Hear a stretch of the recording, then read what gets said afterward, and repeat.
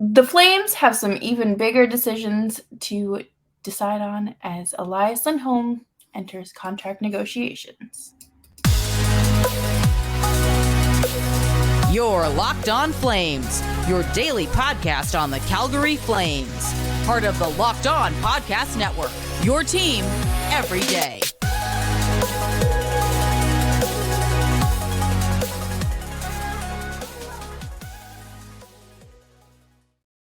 Well, hello everyone, and welcome to today's episode of Locked On Flames. I'm your host, Jess Belmosto, joined by God's favorite, Nick Zararis. Nick, how are you doing? I'm doing so well. I'm still recovering from the weekend. I'm very tired, but great weekend. I'm very excited to be doing this episode today. Got a lot of good stuff for you guys to talk about with Elias Lindholm, so excited to get to it. Yes, it's great to be here and, kind of talking about actual, tangible things rather than just speculation, which we will do plenty of this off season. So make sure you're following along and subscribe to Locked On Flames wherever you get your podcasts, free on YouTube. Throw us a nice little 5-star rating and a little review. It's helpful. It's nice. Today, we're obviously talking about Elias Lindholm, his career, what he brings to really any team, and the much bigger picture than just this season with the Calgary Flames. Nick, I let you cook today, so why don't you start off?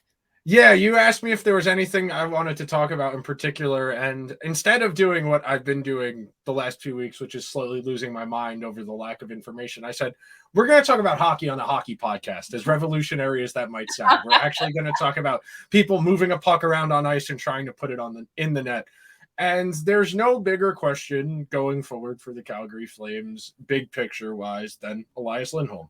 We've read quite a bit of reporting now that originally on breakup day, Lindholm was pretty nonchalant about it, non-committal, not wanting to see where things went, which good for him, which you should do. If you have questions about your workplace and you could get better opportunities somewhere, by all means, that's what you should be doing. That's a good thing.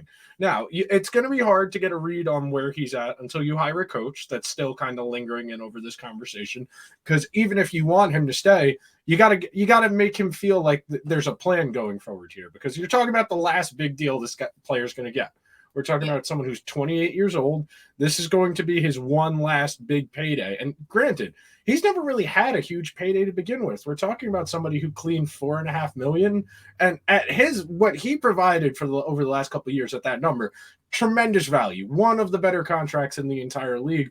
So this is lots to discuss, starting with the big picture.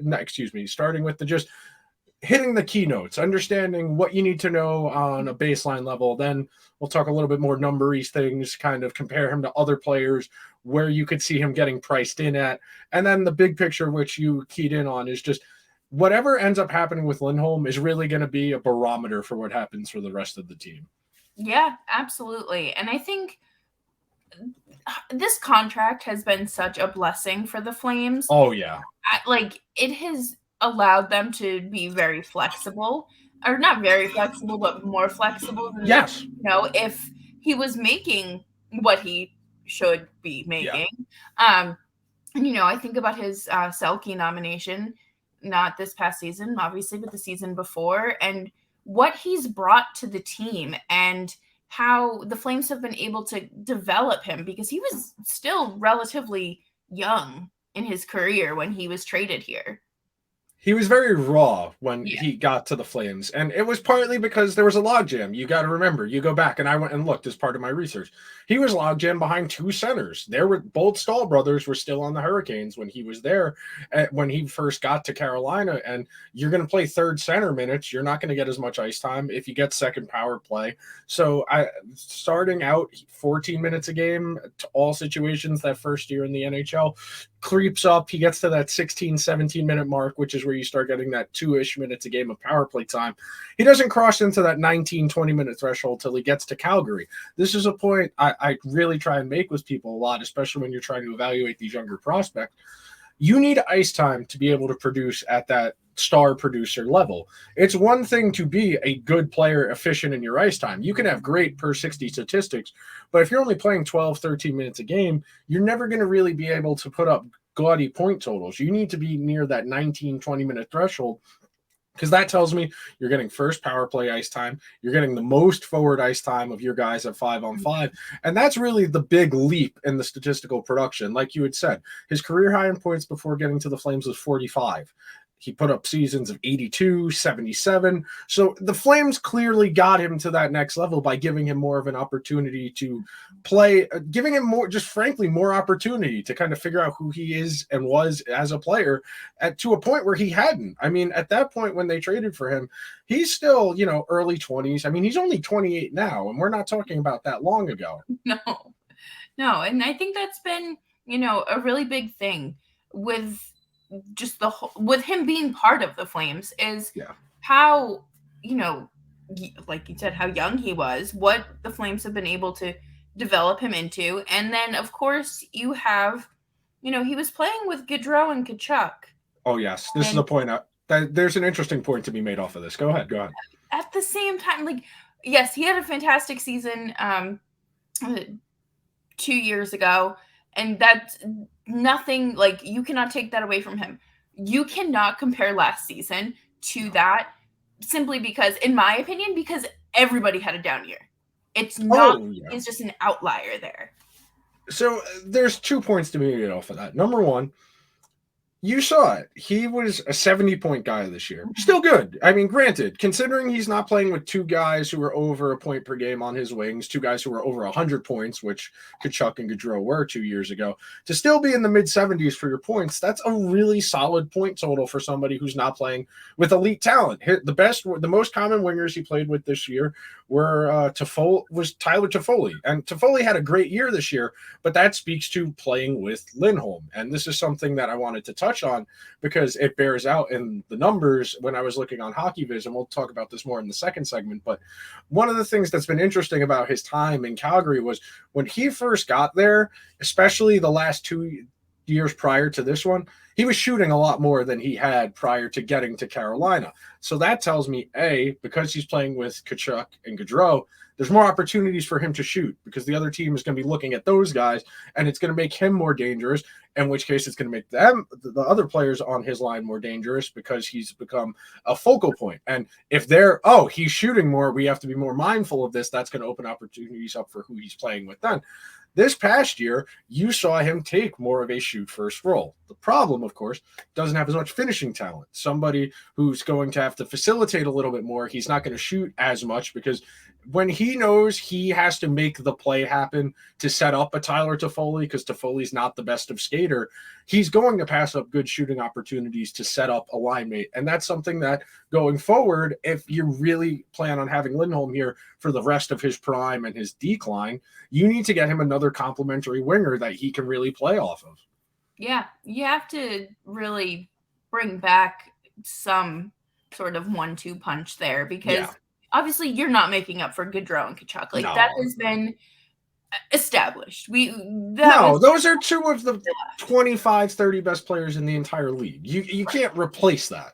No, but something just to kind of, no disrespect to Tyler Toffoli and captain of Team Canada, gold medalist, but you need to find you need a compliment for them too. Whoever it is, maybe that's Matt Coronado, maybe that's Peltier going into next year. I'm not saying you have to go out and get a bona fide established star, but you need to go and get them another winger that complements the way they want to play. Yeah, absolutely. And I think that that's, just kind of the surface level of this whole thing, because obviously we're not in those conference rooms or Zoom calls, digging deep into this and finding the truth and who might be the next top line center. But before we do that, we are going to dive into just underlying numbers. Kind of I would call this an arbitration kind of hearing with numbers and comparables and potential contracts. I don't know. But before we do that, I'm going to tell you about our friends at Athletic Greens, which Tyler Toffoli uses. So Our next partner has a product that I use literally every day. I started taking AG1 because I have stomach problems and I would like to keep my brain fresh because there are a lot of things I need to remember when hosting a daily podcast.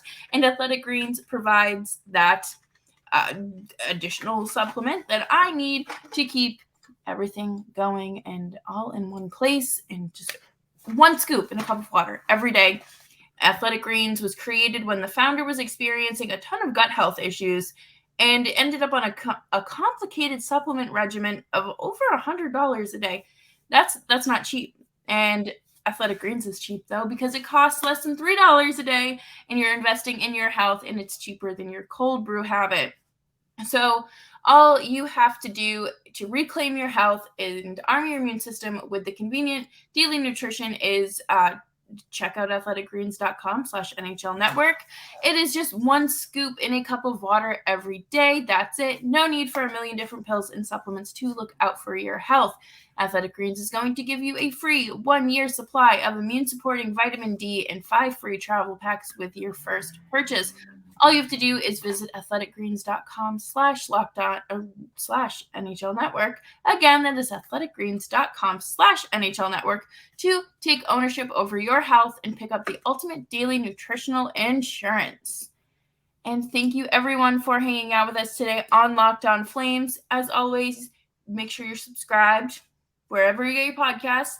We have some super cool new graphics going now, so if you want to watch on YouTube and leave some comments there because, everyone has plenty to say about this topic. Hey, everybody becomes an expert in whatever they're doing. Like, how at the Super Bowl, everybody becomes a commercial executive and thinks they're on Mad Men critiquing the marketing campaigns that thousands of people put together. Right. It's the same thing with graphic design. Exactly. Yeah. So Elias Lindholm has been a major contributor to the Calgary Flames. And he is a big part of their success and their continued hopeful success. Yeah, no, he's one of your foundational pieces. The question you have whenever you're going to do a long-term extension with somebody, and we're going to talk about more in the third segment where we'll talk about some people to compare him to. You want to think about A, what the player's ceiling is, B, if they've already reached said ceiling or not. And then the third component of that is what that player's role on your team in comparison to other teams that are having success are. This is the barometer I've always used when it comes to figuring out, okay, I like your group. Like, Lindholm is a really good player. I wouldn't say he has any elite traits, which that's when you're building your roster, that is an issue. If you don't have elite speed, a great shot, vision, defense, whatever, if you don't have at least one elite trait, that's a knock against you. That, as far as being a core, a foundational piece, that makes you more of a supporting role. So if you're going to make Elias Lindholm your most, or your second most, or your third most expensive player, what are you going to do around him to kind of get more out of him? And we'll talk about that more in the next segment. Yeah. And, I think that that's a really good way to look at it because, it's more than just him.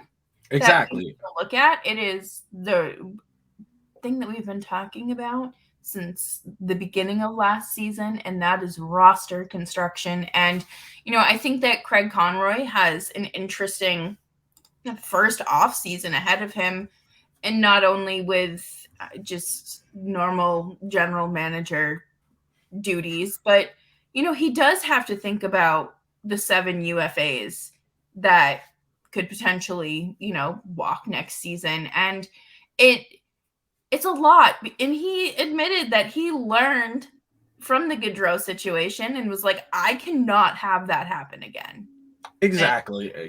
This in Elias Lindholm is what he's talking about. Yeah, they have a lot of key decisions because you're unrestricted free agents. You got a year. If you trade Lindholm, say, at the draft for the 3rd overall pick to like Columbus or whatever, that gives that team a full season of Lindholm. And then they have a full season's worth of him there to decide, okay, we more than likely, if you're going to do that type of trade, he would have an agreement for an extension in place already. But say, for argument's sake, they didn't. That Columbus trades you the 3rd overall pick for Elias Lindholm. He gets a full season there. he can either look for an extension, he can play out the year, and then Columbus has a whole year worth of, okay, we think he's going to fit well here. But that's not really how it works anymore because of what you just said. Teams are very weary of taking on risk like that when they don't have an extension already agreed upon. Like, we think about the Islanders trading for Bo Horvat, who that's a very comparable contract where that extension wasn't agreed upon right away when he got there. And there was a little bit of a risk of, well, if the Islanders fall out of a playoff spot. I mean, Dom from The Athletic tweeted about this. I don't really understand this trade for the Islanders, but it'll be fine in a month when they trade him before the deadline. Of course, they gave him an extension, but I understood the point there. Yeah, it's really risky to trade for a guy without giving him that, without having that extension predetermined. Because if he gets there and he hates it, or he has a tough time, or doesn't stick, why would he want to stay? No. And, just like everyone said with Gaudreau, why would he want to live in Ohio? So that's just another question we are adding to the pile here. But, I mean, I think Ohio is a lovely place for any Ohio listeners. But I do think that you obviously, we're going to talk more about this in the next segment, but you have to get your money's worth. Oh, yeah. That's the biggest thing. Yeah. The salary cap being where it is predicates that. You cannot be willy-nilly throwing your money around when you do not have as much flexibility as some of the other teams around. I mean, the Flames still need 5 or 6 guys to fill out the rest of this roster, and they have like $1.5 million of cap space. So there have to be subsequent moves. There have to be further moves, and that makes every move you make more complicated because you gave Weegar and Huberdeau, Kadri those contracts last year. You don't have flexibility now. You can't go out and add a bottom 6 winger or a backup or an extra defenseman. You have to have internal competition, which Conroy himself said, we want to foster that internal competition. And it's a good thing. You had mentioned this a lot during the course of the regular season, was when you have 16 guys already locked into spots on the training camp roster, it's really hard for people to get a real fair shake to make the team if there's one forward spot and one defenseman spot for everybody to compete for. Now that you're going to have, 3 or 4 spots in your lineup up for grabs, that's going to foster better competition. And the added benefit of that is if guys are stinking in season, there are hungry guys who can come up and take those spots. Yep. Whereas because you spent this past season with Trevor Lewis, Milan Lucic, etc., occupying those bottom of the lineup spots, those guys know they're not coming out. They know they're not coming out of the lineup no matter what. They know they have a little bit more room for error. Like how when a parent has their favorite child, they can get away with more. It's that kind of thing. There's less consequences for them, and they're able to kind of get away with more than they should. So that's the other added benefit of this. But circling back around, Lindholm is a really interesting player because you still, even at 28, you don't really know what the ceiling is by himself, because the best season of his career he had with 2 bona fide elite players. So I don't know if that's telling me if you give this guy good complementary pieces, he can elevate his game and make them better too. Or if that says he's more of a passenger where if you give him good talent, he's going to be able to get good results, but he individually, because he doesn't have any of those elite traits, he's not going to be able to make other players better. That's really the conundrum. That's the conundrum a lot of teams have, and we're going to talk about it coming up next. Just because somebody is really good doesn't necessarily mean the most valuable thing he can be for your team is on your team, which seems oxymoronic in a sense that somebody who's good at hockey could be more valuable playing for another team. But when you have to think about the construction of the entire roster in regards to that. Otherwise, you're going to make mistakes because you can be talented, but you might not fit, which we see happen all the time in the NHL. All the time. It happens, any team can speak to this. It's happened, across the board. And I think, again, you have to look at what the player wants, obviously, and what other teams are calling about him and what they're offering, because you'd be a fool not to take these calls.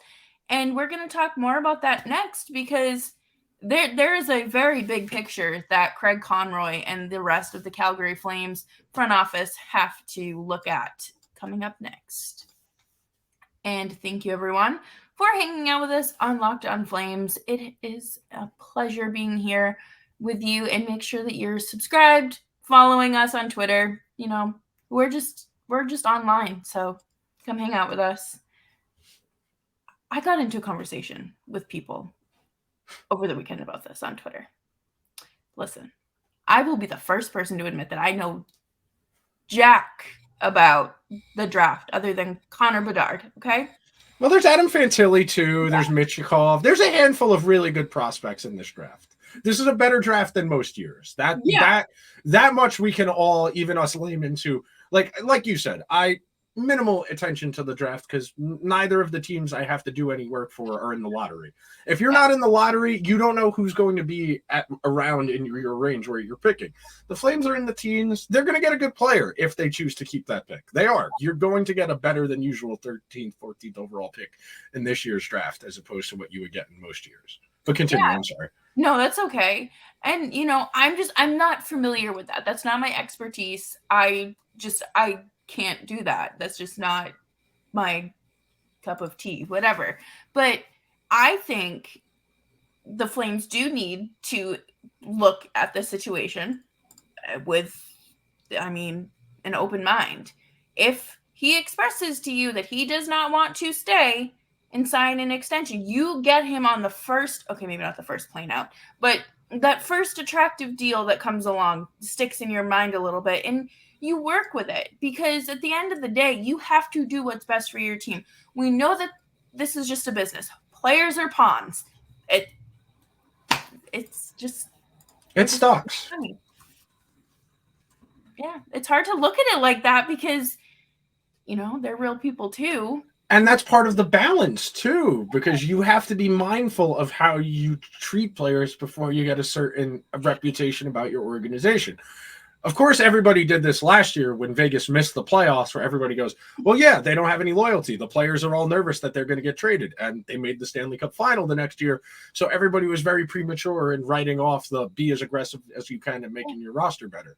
But yeah, I completely agree with you. It's a delicate balance, and it's why it's important for both sides to be honest with each other. I think as long as that's what happens, you can have an amicable divorce when it comes to these types of situations. That's why a lot of Islander fans are still upset at John Tavares. He said he would stay and he would be open to staying, and he very quickly moved on and left for Toronto.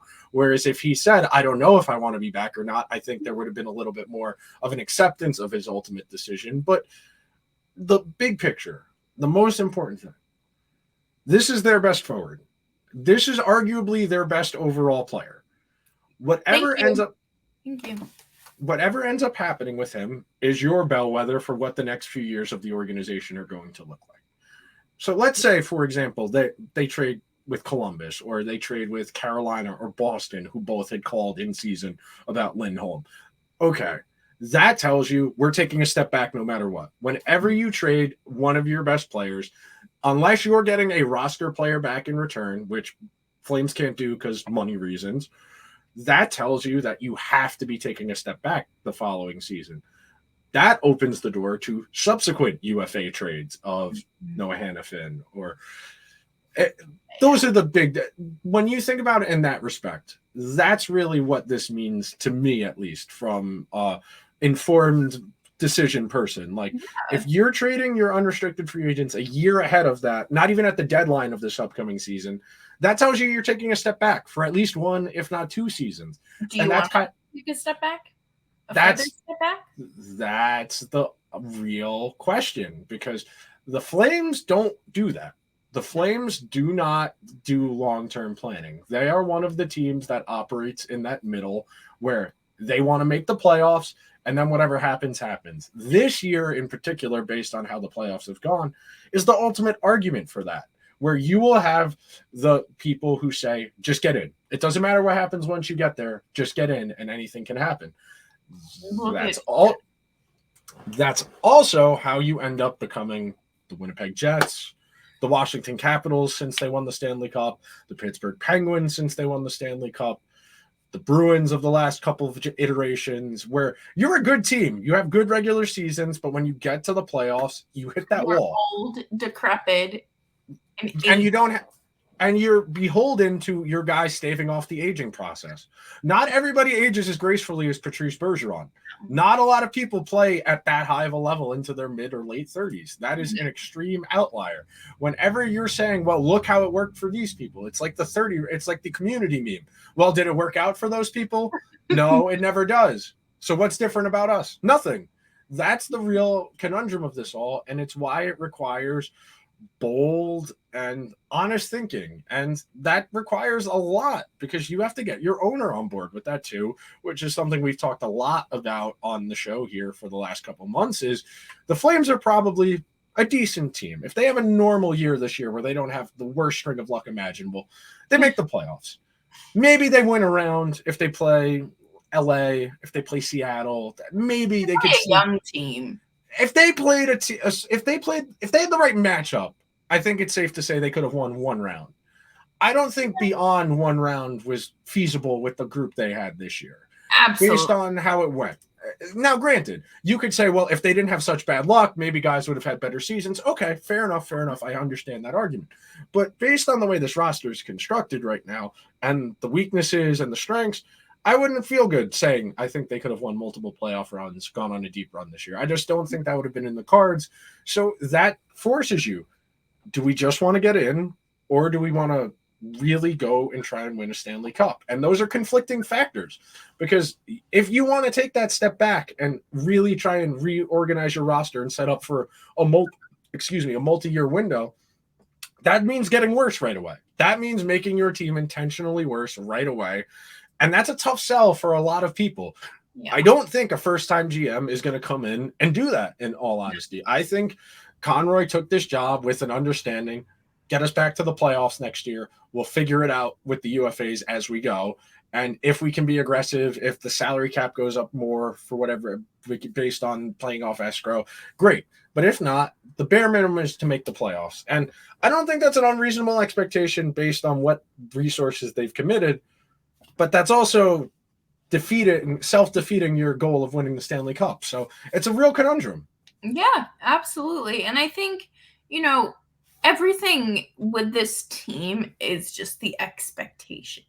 I feel like we have to manage those expectations because, last year, going into last season, everyone was like, this is their year again. They finally established themselves as a playoff team. They can, they're riding high with Daryl Sutter.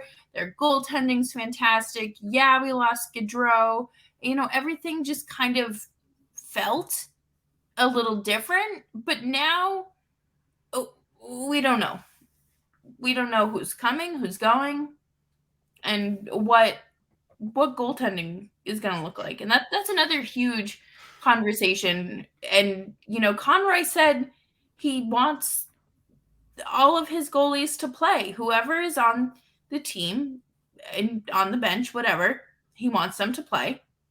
And it doesn't make sense if they're not. So, bye, whoever. It's quite the predicament the Flames have found themselves in. I cannot wait to see how this summer goes, because I think realistically, based on who the coach is and if you get any extensions done this summer, that's going to tell you how everything's going to play out. Conroy says he doesn't want to let Lindholm walk for nothing. If they're having a good season, he's not going to trade him at the deadline if there's no agreement in place before the deadline. That's the conundrum, and that's why it's hard to take people at their word, because you don't know how the next season is about to play out. Words aren't legally binding unless they're exactly.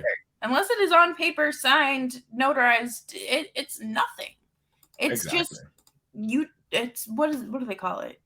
The honesty policy or something? Yeah.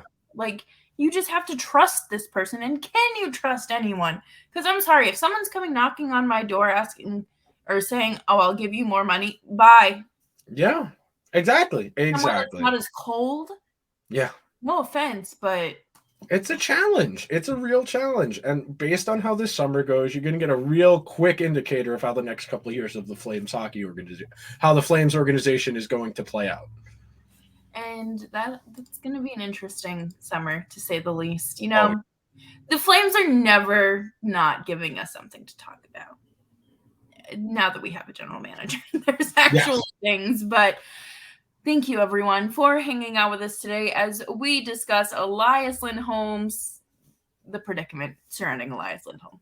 But make sure you're subscribed to Locked On Flames wherever you get your podcasts. On YouTube, leave us a review, 5-star rating. We love to hear from you. Be nice. And make sure you're following us on Twitter at Jess Belmosto and at Nick Zararis. Any final words? Nah, I'm good. I've said enough this week. I'm tired. I'm so tired. That's fair. And the off season has just started. Yep.